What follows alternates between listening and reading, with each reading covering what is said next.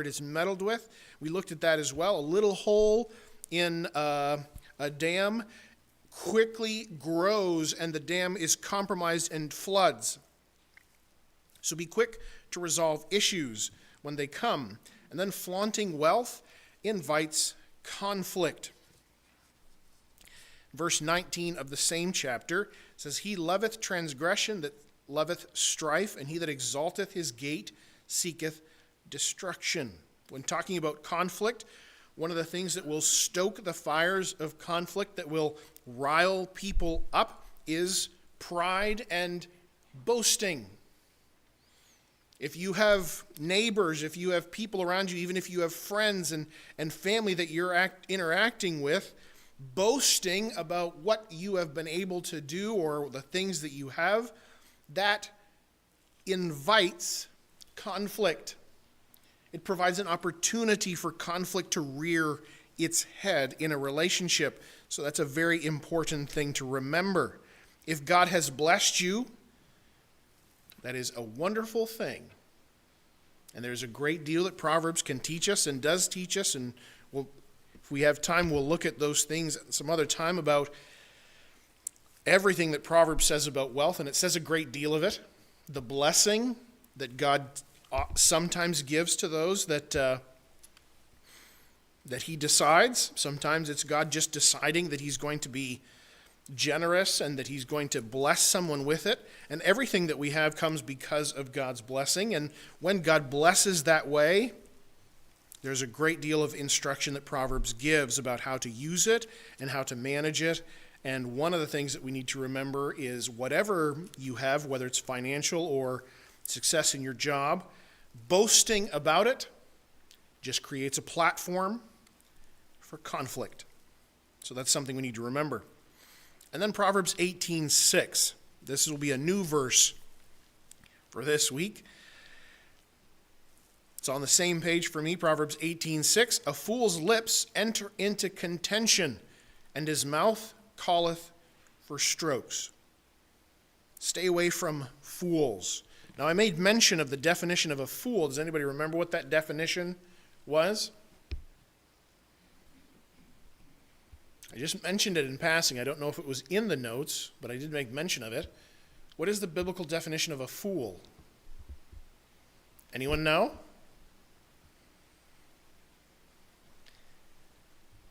It's one who hates God. A fool, the very definition of what a fool is a person who hates God and has turned away from him. So when you find somebody who hates God, it says a fool's lips. Basically everything that they say is just aiming for contention, aiming for conflict. So if you have a relationship with anyone, if one of your friends absolutely hates God, that's a fool. And it says everything that they do, everything that they say, a fool's lips enters into contention. It just paves the way for conflict. When you remove God, all that's left is sinfulness. And so it naturally leads to conflict. And again, I love how descriptive the Bible is about these things. His mouth calleth for strokes. Literally, as he is speaking, it's as if his language and what he is saying, it's basically like a flashing light, emitting an emergency light, calling people for strokes.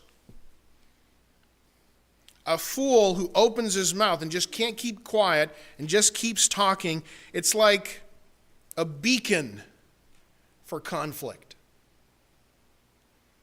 So if in your friend group there is someone who detests God, who hates God, who is a fool, then you need to be careful because conflict follows their path.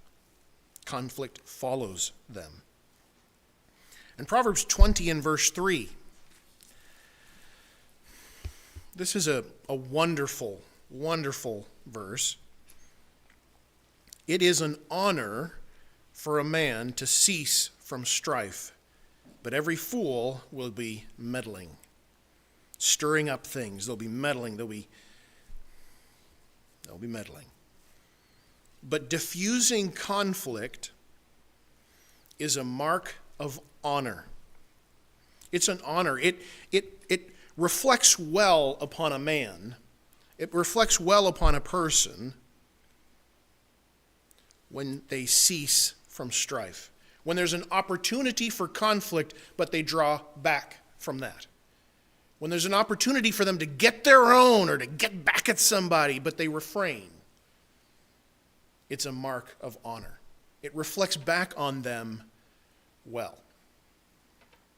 Your character shines when you have the self-control to keep yourself in check in conflict. And then 22 and verse 10.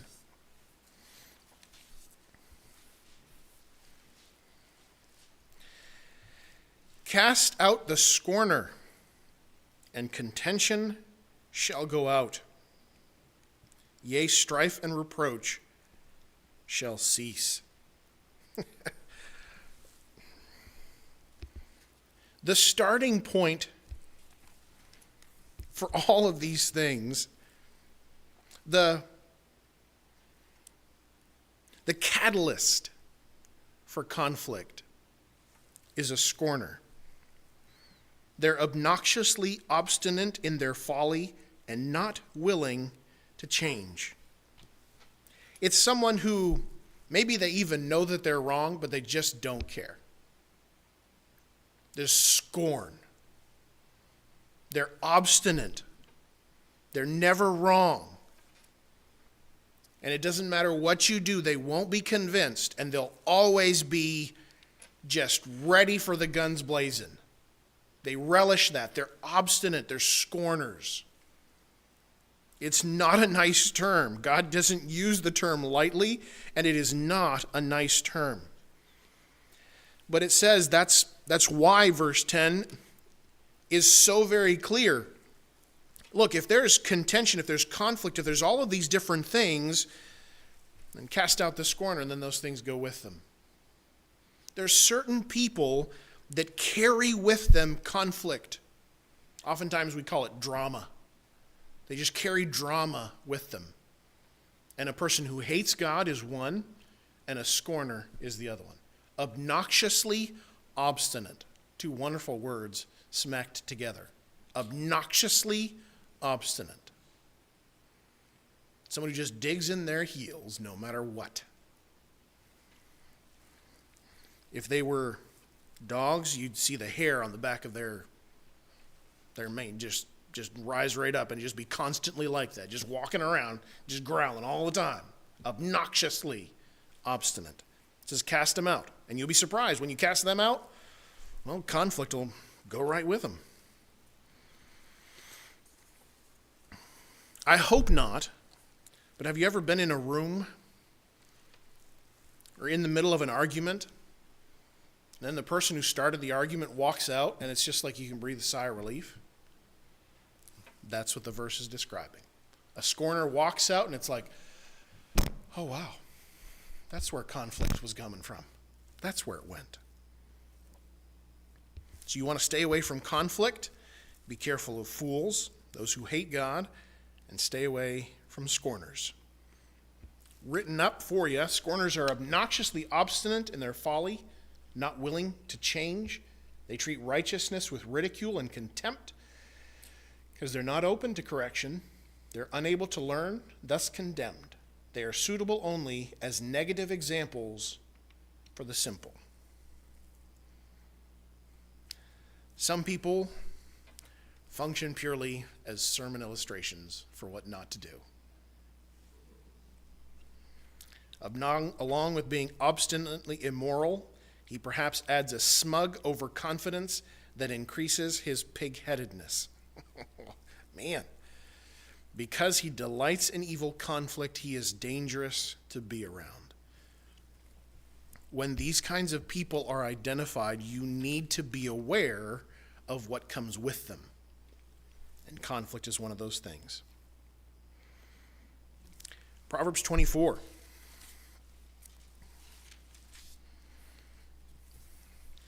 Two verses here, verses 28 and 29. Be not a witness against thy neighbor without cause. Deceive not with thy lips. Say not, I will do so to him as he hath done to me. I will render to the man according to his work. It is a very common thing for the unsaved world. It is often common in Christians as well, but it should not be. It's a very common thing when someone who you dislike gets in trouble, people tend to pile on. And they just ridicule them and they just pile on. But it takes a great deal of self-control when someone who you perhaps dislike is going through some difficulty, and instead of piling on, you refrain yourself, you show self-control, and you say, it's not something I'm going to do, that I'm just going to have revenge and take advantage of a situation. Someone's going through a hard time. Oh, they deserve it for what they did to me. Proverbs is saying we have to be careful with that. Don't do that. Say not, I will do to him as he hath done to me. I will render to him, to the man, according to his work.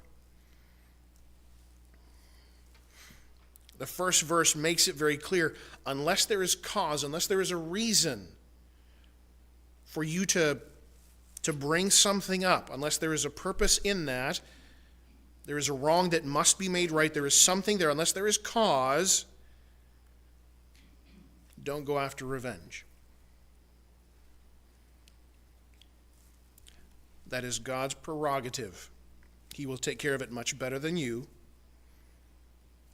Leave that with him. And we've made mention of this before. Proverbs 25, 9 and 10 says, debate thy cause with thy neighbor himself. Discover not a secret to another, lest he that heareth it put thee to shame, and thine infamy turn not away. I think we've gone through that verse before, but it is obviously one that belongs with conflict. If there is conflict, who is your first point of contact? Who's the first person that you talk to? Whoever wronged you. That's the first thing you do. Before you discover the secret to another, you debate your cause with your neighbor. If there's some sort of conflict there, if there's some sort of issue, you don't go talk to your coworker, you don't start spreading it around to somebody else. Your first instinct shouldn't be to pick up your phone and say, did you hear what they did? That should not be our first instinct. If you have a person that you confide in, that is wonderful. But your first point of conflict, when there is something going on, is that person. You go there first before you discover the secret to another. Lest he that heareth it put thee to shame, and thine infamy turn not away. You don't understand everything that's going on. So if you spread rumors, and if perchance they happen to be wrong, it is your character that is damaged. So resolve conflict with that person. Don't spread it around. We already talked about rumors and gossip, so I won't belabor that point. And then Proverbs 25:19. Confidence in an unfaithful man in time of trouble is like a broken tooth and a foot out of joint.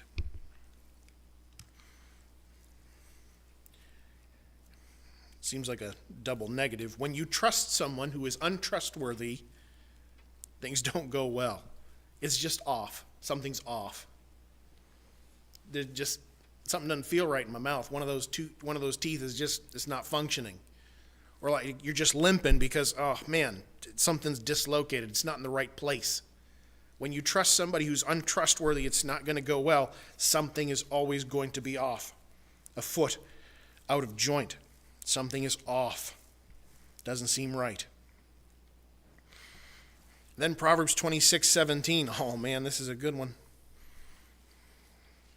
This is one of those verses that we should probably stamp on our foreheads. Well, no, not on our foreheads. We probably should stamp it on our hands. He that passeth by and meddleth with strife that belonging not to him, is like one that taketh a dog by the ears. Dogs weren't really pets in Israel. So if you went up to a wild, rabid dog, we'll just go with a wild dog, and just grabbed their ears, things would not end well for you. The dog would attack you. Blood and hospitals and everything else would follow. That is what happens to somebody who meddles with problems that are not their own. He that passeth by and meddleth with strife belonging not to him. Now, does this mean if we see someone being taken advantage of that we don't do everything we can to protect and to stand up for someone? That doesn't mean that. That's not what this is talking about. This is talking about a conflict that's taking place, and you're sticking your nose in places that it doesn't belong. It has nothing to do with you. They may be arguing or whatever, yelling and screaming, whatever's going on, but it doesn't belong to you, and it's not something that you can solve or anything. Just don't stick your nose in it. He that passeth by and meddleth with strife belonging not to him, like one that taketh a dog by the ears. Dogs weren't pets. It wouldn't end well. And it doesn't end well when you stick your nose where it doesn't belong.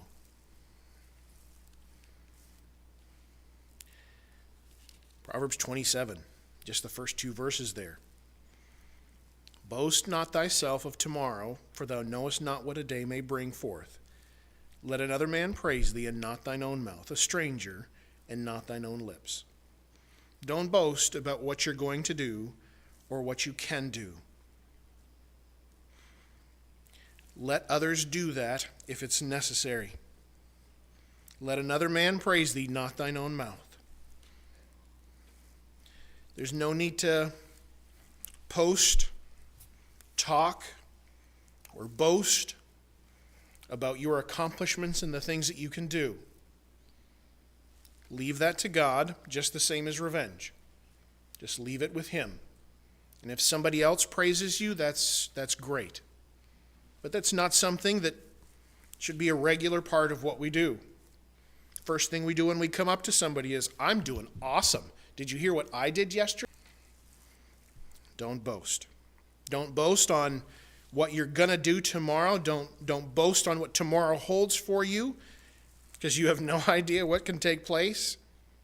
And don't boast on your own accomplishments. Let someone else do that. Not your mouth, not your lips. Let someone else do that. So we've run through a lot of things, and we're tacking 2 Sundays together here. So gossip, it ruins your reputation as well as other people. Don't lie to authorities or when you testify or talk about other people.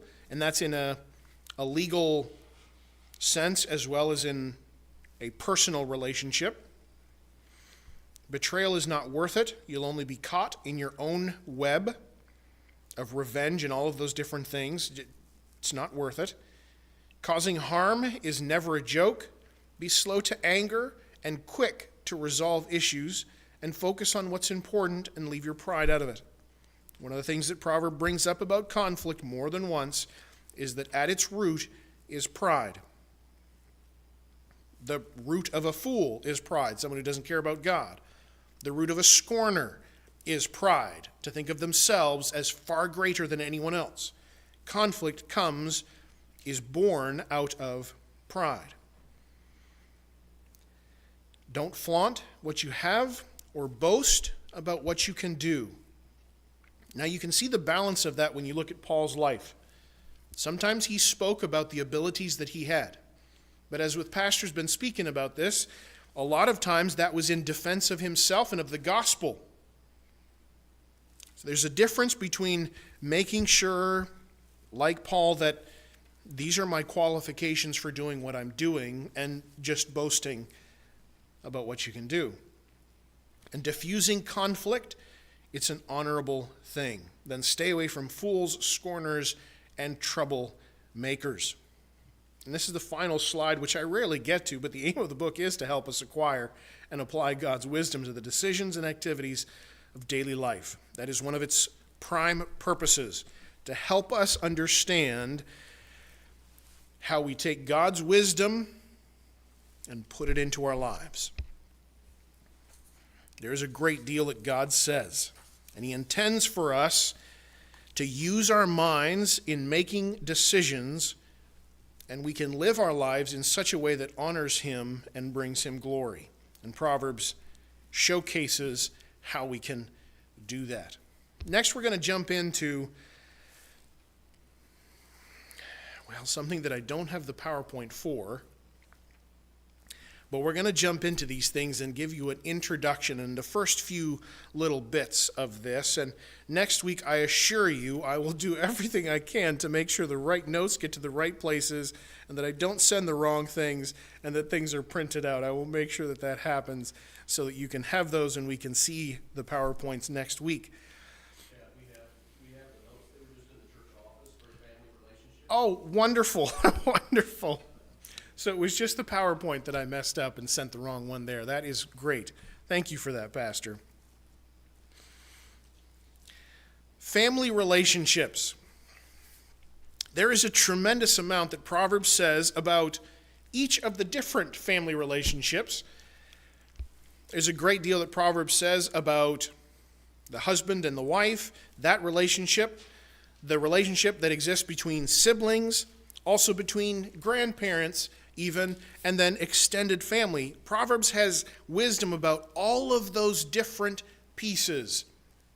And so he tells us about all the different valuable relationships that we have and gives us advice and gives us wisdom on how to conduct ourselves in those relationships.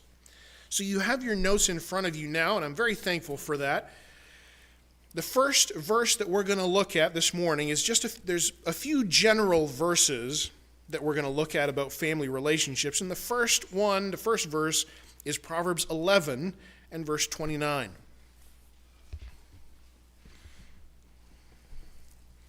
This is a wonderfully descriptive verse, and it's another reason why I love Proverbs, because it's just so descriptive. 11:29 says, "He that troubleth his own house shall inherit the wind, and the fool shall be servant to the wise of heart."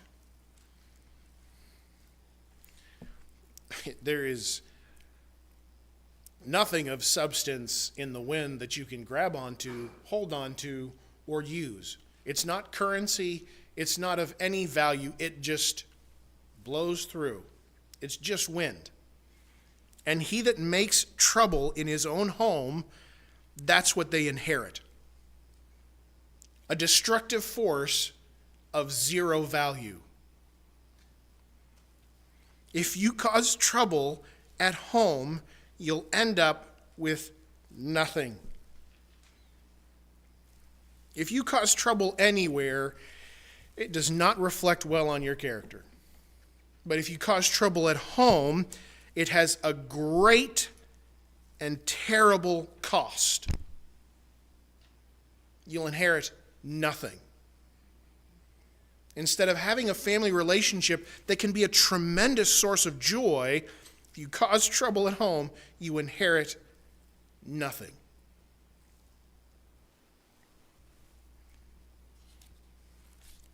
Proverbs 15, verse 27.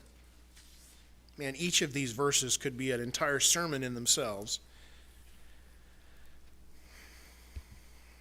Proverbs 15:27 says, "He that is greedy of gain troubleth his own house. He that hateth gifts shall live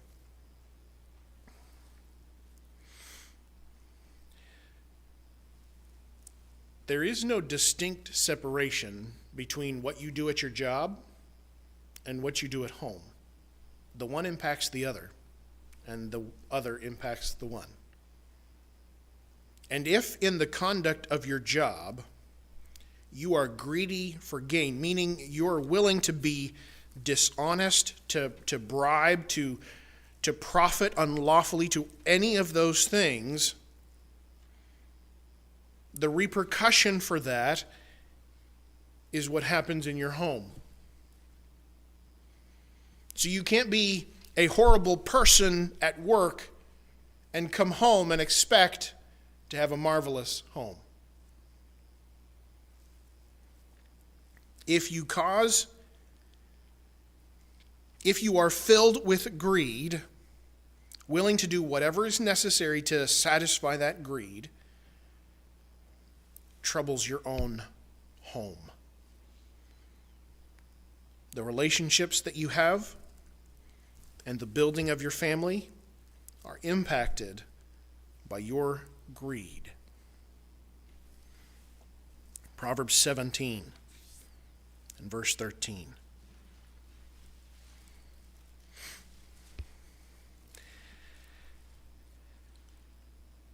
Whoso rewardeth evil for good, evil shall not depart from his house. Think of the story of David and Uriah the Hittite. Uriah was a very upright man. He wanted to stay with his troops. David called him home and said, just go home to your wife, because he wanted to cover up the affair that he had had with Bathsheba. And Uriah said, no, my place is with the troops in the front.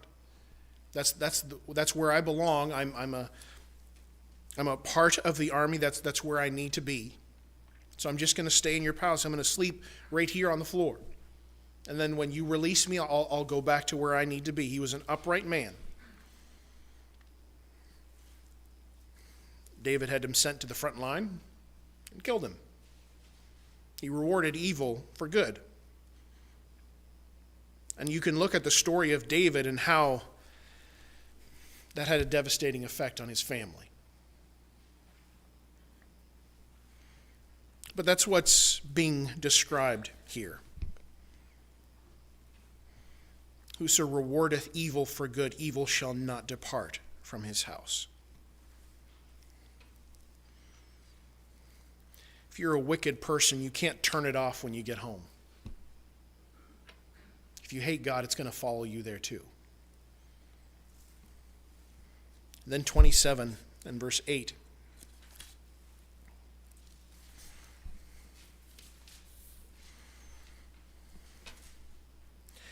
As a bird that wandereth from her nest, so is a man that wandereth from his place.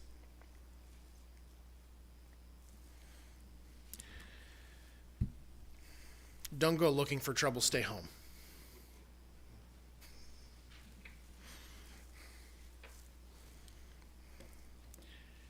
You understand that he is talking about relationships there, family relationships as well. Understand that. Not just talking about somebody who likes to stay home. And this isn't justification for somebody who doesn't want to go out to church. This is talking about family relationships. Specifically, in this case, it would point to the marriage relationship. Stay home. Don't go looking for trouble. You don't have to leave home to find it. Stay away from what it is that would cause you to stray from home. Stay away from it. Oops. I'm using the clicker for no PowerPoint here. Next, I want to turn and talk more specifically about marriage. Proverbs has a great deal to say about marriage, and we're going to turn to Proverbs chapter 5.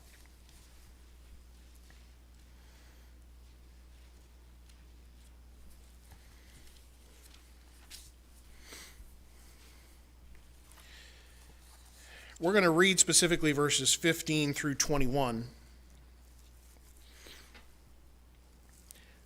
And I'm going to preface the verses that we're going to read with this. The physical relationship in marriage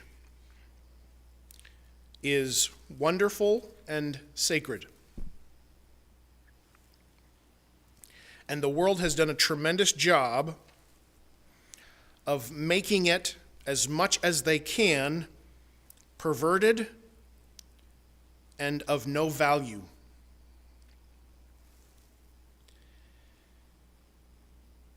But it should not be something that is shameful to speak of, and it should never be a topic that we do not encourage our minds with what God has to say about it. Because the Bible does teach us about the marriage relationship and even the physical side of that relationship. Scripture tells us and explains and goes through and gives us wisdom for that. Proverbs 5, verses 15 through 21. Drink waters out of thine own cistern, running waters out of thine own well. Let thy fountains be dispersed abroad and rivers of water in the streets. Let them be only thine own, and not strangers with thee. Let thy fountain be blessed, and rejoice with the wife of thy youth. Let her be as the loving hind and pleasant roe.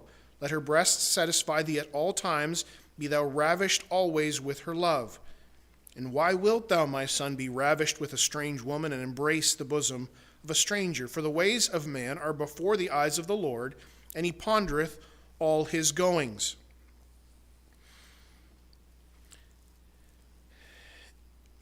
Much of the language that is used here is in reference to water, cisterns, running waters, well, fountain, rivers, and they're interpreted as one's spouse, one's wife. The allusion is to quenching one's sexual thirst. Many houses had their own private cisterns to store rainwater, so it was available to them when they needed it. The father prayed that God would bless his son's wife with the result that his son would always rejoice in her, since something that is blessed is by definition able to satisfy. The wife of thy youth is the first wife. A man should not seek another wife or a different woman. Loving implies sexual love, the commentary says. In this context, to be ravished is to drift unconsciously in pleasure. In other context, it is used of intoxication or straying from righteousness. I wanted to read that because the commentary does a good job of pointing out some things for us. The first is very simple. Your wife or spouse should be the only thing that quenches your sexual thirst. Proverbs makes that very clear. And that sexual relationship should not be shared. This is what Proverbs describes. Your wife, your spouse, the only person, place that you go to quench your sexual thirst, and it should not be shared with anyone. Don't seek satisfaction of any kind anywhere else. It's describing that there is marvelous lack of shame in the marriage relationship, because it describes it as being a man is ravished, just intoxicated in that wonderful relationship that can exist as God intended it to.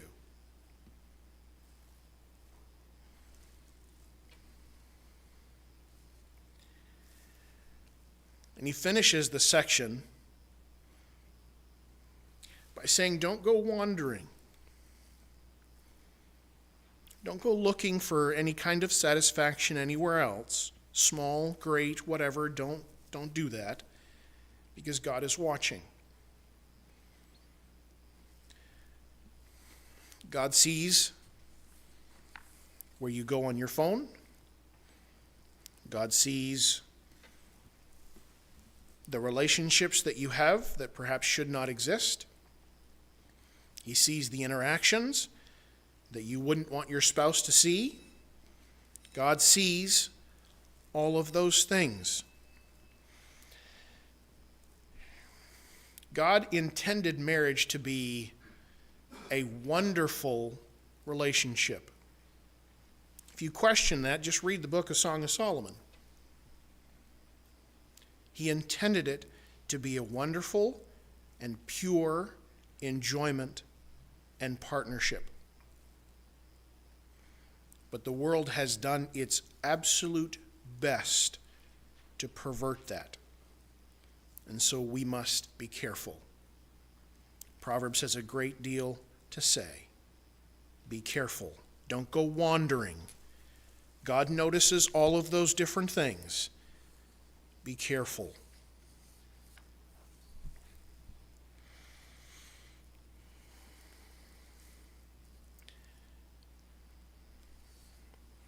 I don't want to start the next section because it deals with wives. I don't want to start on the verses that deal with wives without also then later dealing with the husbands as well, lest you think there is bias in the lesson. So we have just a few minutes left, so I'm going to stop there. Next week, once you have the PowerPoints and everything is in order, we'll jump into what the Bible says specifically about wives, what the Bible says specifically about husbands, then also grandparents and a lot of those other things as well. So we'll finish up there. We'll pray, and then if you have any questions after that, you can be sure to ask those, and I will do my best to either answer them or point you to Pastor, and he can answer them. Let's take a moment and pray. Dear Heavenly Father, we thank you for the book of Proverbs. You are invested in every aspect of our lives. Help us to find fullness of joy as we seek to live our lives in a way that glorifies you. That's how we find joy. So help us, Lord, to have the courage to listen to what you say, to follow your opinion before our own, to lean not on our own understanding, but to trust in yours. So we thank you for books like Proverbs and for the time that we have to be able to meet together and to spend time in your word. We thank you for Pastor and be with him as he speaks with us later, and help us, Lord, to have attentive hearts to what you have to say. In your name.